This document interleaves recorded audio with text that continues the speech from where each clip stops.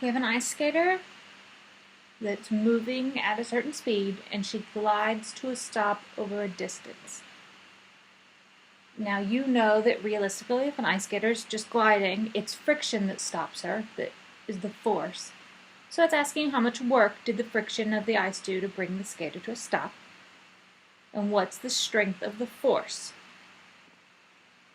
Again, there are multiple ways to approach this problem, but we're going to use the work energy theorem, or I'm going to use it, where work equals the change, and in this case, of kinetic energy. And we know that kinetic energy equals 1/2 mv squared. And we can calculate the change here easily because it comes to a stop. We know the final kinetic energy is 0, so the initial kinetic energy she has is the same as the change.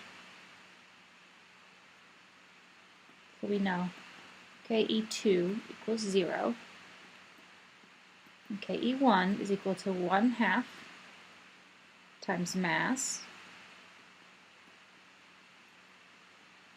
times velocity squared.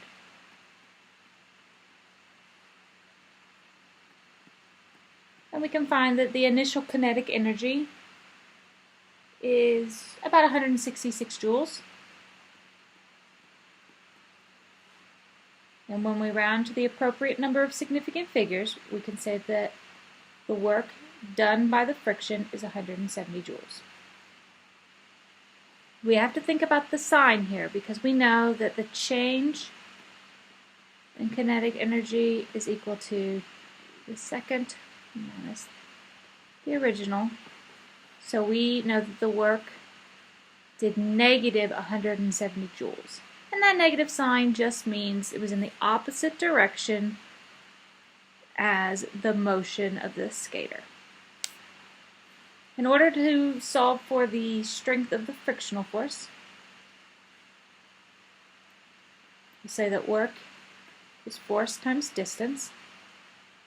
The work done by friction is equal to the force of the friction times the distance. And distance is a vector quantity, but if we think about it, this is the direction the skater is moving in, so 24 meters would be positive. And we can calculate that the friction does negative 7.1 newtons of work. And again, it would be in the opposite direction because friction always opposes the direction of the motion.